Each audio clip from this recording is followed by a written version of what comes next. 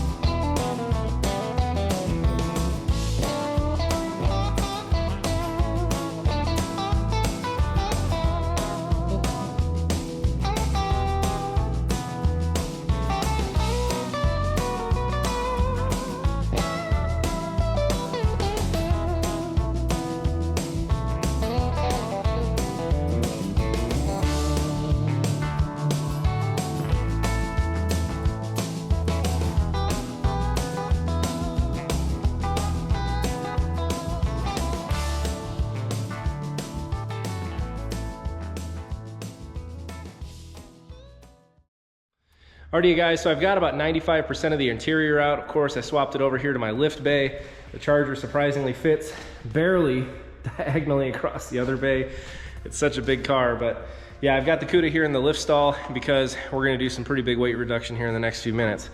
I'll get to that here in just a second, but let's do a quick damage assessment here on the inside. A lot of you guys may look at this like, wow, look at that rusted piece of shit. I'm looking at this old girl like she's a clean one owner at this point. This car does not need nearly the amount of the sheet metal work or the level of sheet metal work that the Charger did. And there's a lot of scale, Back here on the inner wheelhouses on both sides, you know, the front floor pans are pretty well roached, but the rest of this ain't in that bad a shape. But like I said, AMD's already got the whole belly pan coming here to my house, so we're gonna swap it out anyways. But one thing that did surprise me on this, a couple things. Number one, the wiring's cut in all sorts of different places, so I guess we'll be swapping that out anyways, so not really that big of a deal. But also, you know, the inner rockers, the door sills are in great shape. You know, really everything came out of this super easy, believe it or not. Not a single bolt aside from that seat belt and that seat belt right there. Every other bolt came out of this car, which surprises me because this thing was sitting in a field in Missouri for the last however many years, but it all came out pretty smooth. Hopefully I didn't just jinx myself. But at this point, guys, you know, to get this dash out, there's a couple bolts here on the inside of the windshield, and I don't want to do any damage whatsoever to this beautiful stainless here all the way around the windshield, so I want full access. And to do that, we're going to cut right about there off of the car. So we're going to use the same wheel dollies that we had for our Charger. The Charger should not need them anymore because the next stage of this car is going to be getting it onto the suspension. So we'll be able to cut the front half of this off, put our wheel dollies on here. We're going to take the rear axle out, get that all done. Really the whole drive line and the entire car is going to be coming off here in the next few minutes. So I don't plan on reusing really anything here on the front half of this car. So, you know, if there's anything you guys see that you want, let me know. Make you a killer deal on it. But yeah, we're gonna go ahead, we're gonna cut this in half and make it a little bit lighter so we can get our windshield out, the remaining stainless, and finish picking this car down to the bones. So with that, let's get to work.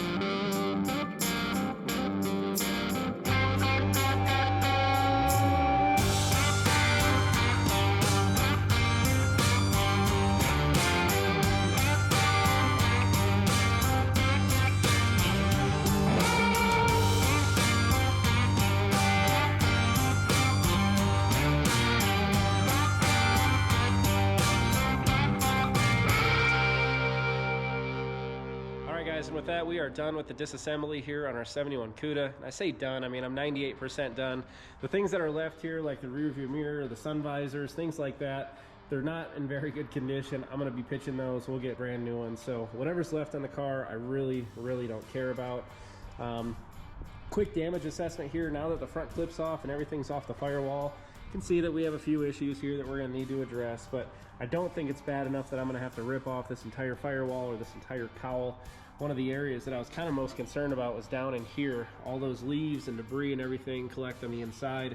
They settle to the bottom of this, and it's just a spot that naturally rusts out over time. But thankfully mine's actually in really good good condition there. But you know, down here towards the bottom, you know, the frame connectors, really everything there looks in pretty damn good shape. You know, the rockers here, the door sills, all in very nice condition here.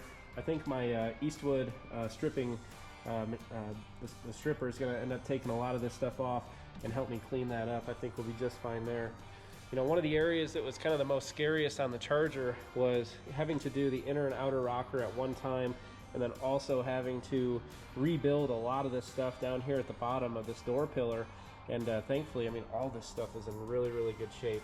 The only thing, we're gonna have to section in a section of the back of that rocker there, the outer rocker, but the inners look like they just got some scale on them, so I'll clean those up and we'll kind of assess those as we get the floor pan out.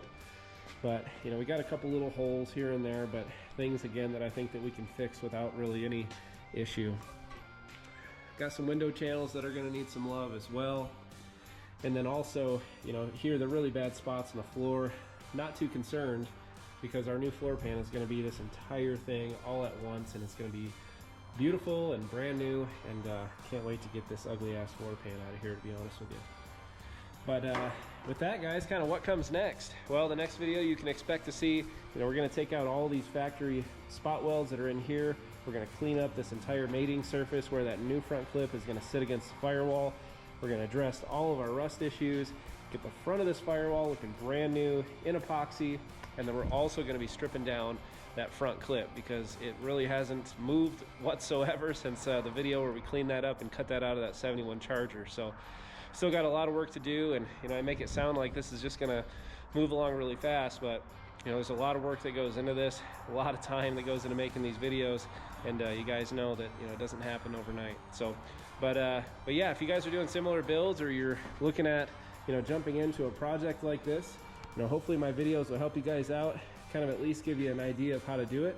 And that said, if you also have suggestions or things that maybe I could get better at, definitely let me know. I'm always open to good feedback from you guys. And yeah, as you probably noticed, I do respond to every single comment that you guys drop in the bottom there. So feel free to ask any questions you guys have whatsoever with any of the builds. So with that, guys, if you haven't done so yet, please hit that subscribe button. We're continuing to grow the channel. Really appreciate your guys' support. And yeah, I think it's going to be a big year for the channel. So with that, take care. I'll see you guys again real soon.